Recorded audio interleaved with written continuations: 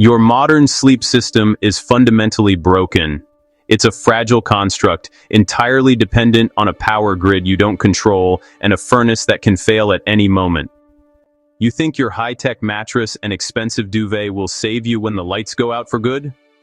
You are missing a critical piece of ancestral knowledge, a forgotten doctrine of survival. You are missing the frozen ground protocol that kept soldiers alive in conditions that should have been a death sentence. This isn't about comfort. This is about waking up the next morning. Imagine a cold so profound it feels like a physical entity, a predator stalking you in the dark. A cold that doesn't just numb your fingers and toes, but seeps into your bones, leaching the very life from your cells. This was the reality for millions. The year is 1942. The location, the vast, merciless expanse of the Eastern Front. As Operation Barbarossa ground to a halt, an even more formidable enemy emerged: General Winter. Temperatures plummeted to unimaginable lows, frequently dropping to -40 degrees Fahrenheit. At this temperature, exposed skin freezes in minutes. Steel becomes brittle and snaps. The very air you breathe feels like swallowing shards of glass. For the soldiers of the Wehrmacht, unprepared for such an onslaught, the battlefield became a frozen hell. The casualty reports told a terrifying story. In the winter of 41 and 42, more soldiers died in their sleep than in combat. The silent, creeping enemy of hypothermia claimed thousands each night. They would simply lie down, exhausted from the day's fighting, and never wake up. Their bodies, surrendering heat to the frozen ground and the sub-zero air, would cool past a point of no return. It was a catastrophic failure of equipment, of planning, and of understanding the fundamental physics of survival. Out of this crucible of suffering, a new doctrine was forged, not in the halls of high command, but in the trenches, by the men who were living and dying by it. Through brutal trial and error, they built a sleep protocol that seemed to defy physics and biology. It was a system born of desperation, a set of rules that turned the human body from a victim of the cold into a self-regulating furnace, capable of surviving the unsurvivable. This knowledge was their most valuable weapon. Protocol 1, the ground isolation matrix. This was the foundation of their survival.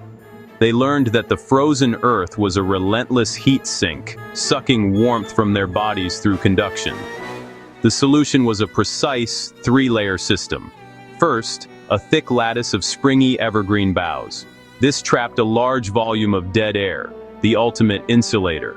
Second, a dense layer of dry straw or leaves to fill the gaps and provide further insulation and comfort. Third, a waterproof layer, a canvas zeltbahn or poncho, placed of the organic material, to block moisture from their body melting the snow beneath. This specific sequence cut ground heat loss by an astonishing 90%, a performance that surpasses many modern, expensive sleeping pads. Protocol 2, the body heat vortex. They discovered that how you slept was as important as what you slept on. Sprawling out maximized surface area, bleeding heat into the void. The protocol dictated specific sleep positions designed to minimize heat loss and maximize heat retention.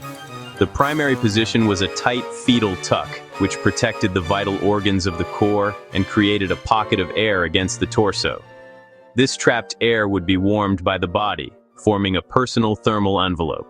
When sleeping in groups, they would arrange themselves in a staggered, interlocking pattern, creating miniature heat cyclones that recycled and shared warmth throughout the entire night, drastically reducing the metabolic cost for each individual. Protocol 3, metabolic stoking.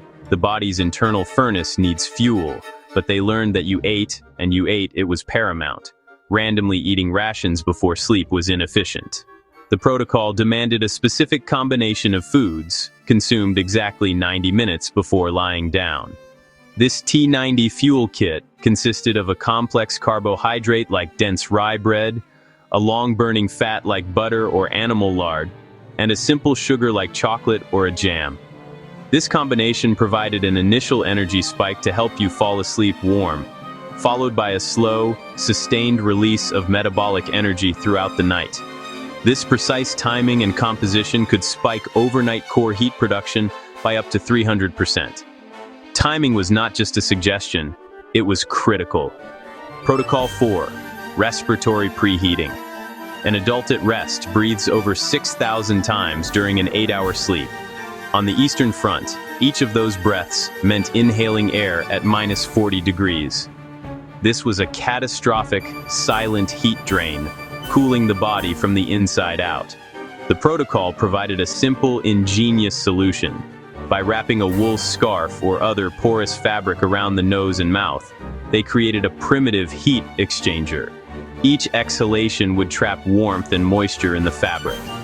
The subsequent inhalation would then draw air through this warmed, humidified fabric, preheating it before it entered the lungs. This simple act stopped the silent heat drain that kills in the cold, conserving enormous amounts of metabolic energy. Protocol 5. Circadian override. The soldiers observed that the coldest part of the night was not the middle, but the pre-dawn hours, just before the sun's return. Entering the deepest, most vulnerable phase of sleep during this thermal nadir was a recipe for disaster. The protocol required a conscious manipulation of their sleep schedule.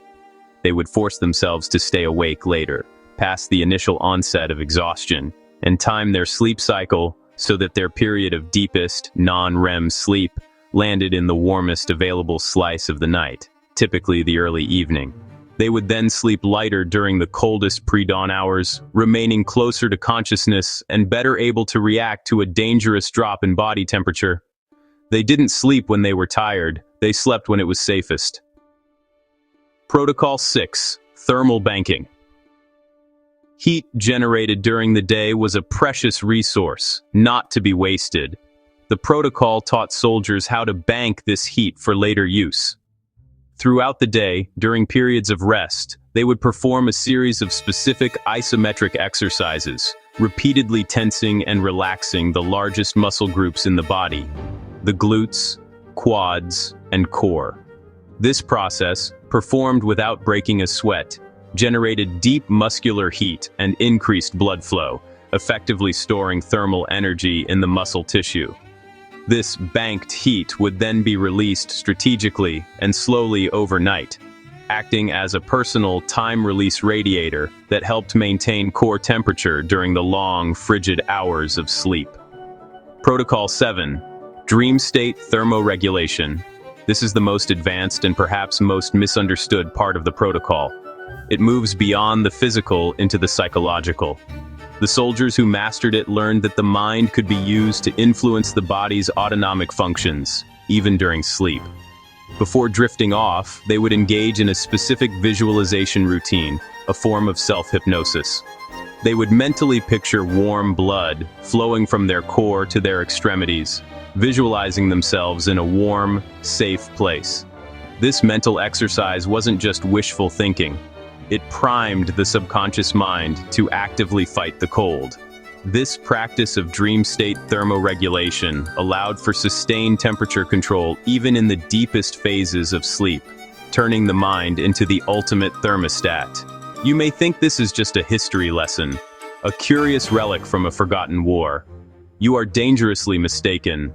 Look around you. Our infrastructure is aging and brittle. Our power grids are stretched to their breaking point, vulnerable to everything from solar flares to cyber attacks. A single, well-placed winter storm can knock out power for millions, for days, or even weeks. And even if the grid holds, the economic war on your wallet is already underway. Heating costs are spiking to unsustainable levels, forcing families to choose between warmth and other necessities. You are being priced out of a basic human need. The system is designed to make you dependent and then to squeeze that dependency for every last cent. Relying on it is a strategic blunder. With grids failing and heating costs spiking, these 7 protocols are not historical curiosities. They are not a quaint camping trick. This is your survival plan. This is the blueprint for thermal independence. It is the knowledge that separates those who will shiver in the dark, waiting for a rescue that may never come, from those who will sleep soundly, secure in their own self-reliance. On the first night, you will master the foundation, You will build your ground isolation matrix.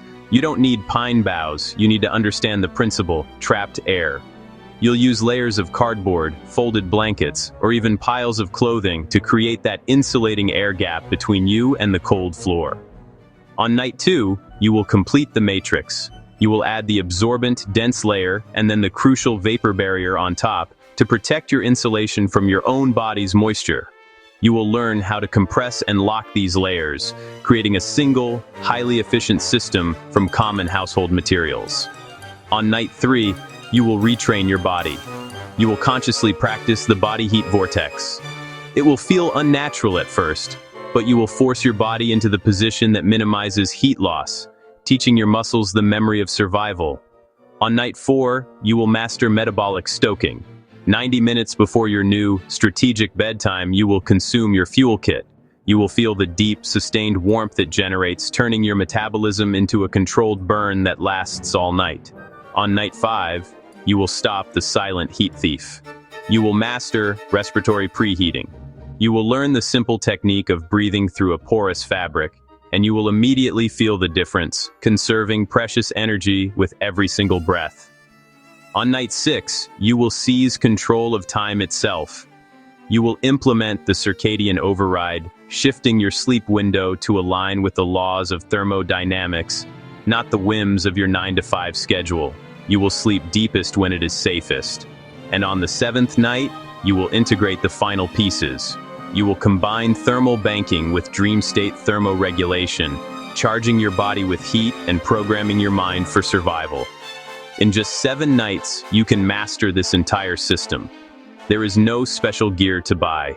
There is no expensive course to take. This is forbidden knowledge, applied directly to your own bed, using what you already have. Why isn't this common knowledge? Because dependency is profitable. A populace that can keep itself warm without the grid is a populace that is harder to control. They kept this knowledge quiet, buried in obscure military archives to keep you reliant on their systems. But now, you can sleep warm and secure through power outages, grid failures, economic collapse, and brutal winter storms. This is more than a sleep technique. It is a declaration of independence. Take back your sleep. Take back your security. Take back your autonomy from the fragile systems that hold you hostage. Your survival this winter and in all the winters to come does not depend on your heating bill, your power company, or your government. It depends on you. It depends on your willingness to learn and apply this lost knowledge. It depends on applying this protocol, starting tonight.